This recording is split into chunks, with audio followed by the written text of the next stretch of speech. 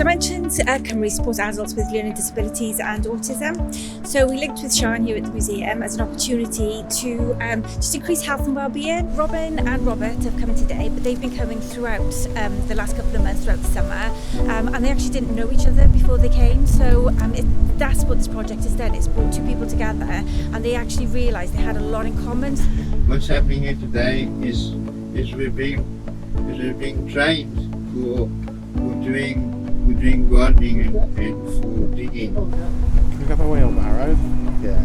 Put the plants in up the ramp.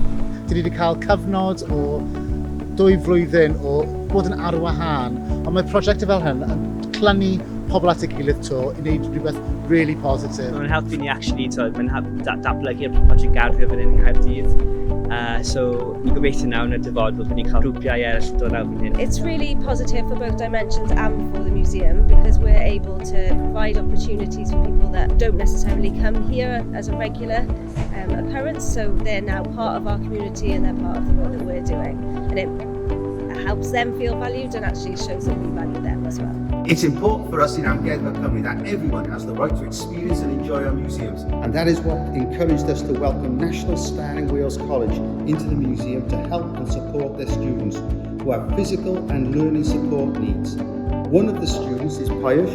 He first came to us at the start of 2020, and even though he has only limited movement of fingers and a couple of toes, he can communicate via eye movements. Back then, he gave us a talk about the basking shark. He researched, digitised and converted his talks into a toe-operated voice box, and he did a great job. The basking shark is the second largest shark after the whale shark. It is one of the great white shark's closest relatives. Obviously, things had been put on hold for a few years, but we were delighted to be able to get him back recently to give a more general talk about the museum, and once again he did a great job. The first phase of the museum was not open to the public until the 21st of April, 1927. We can't wait until his next visit.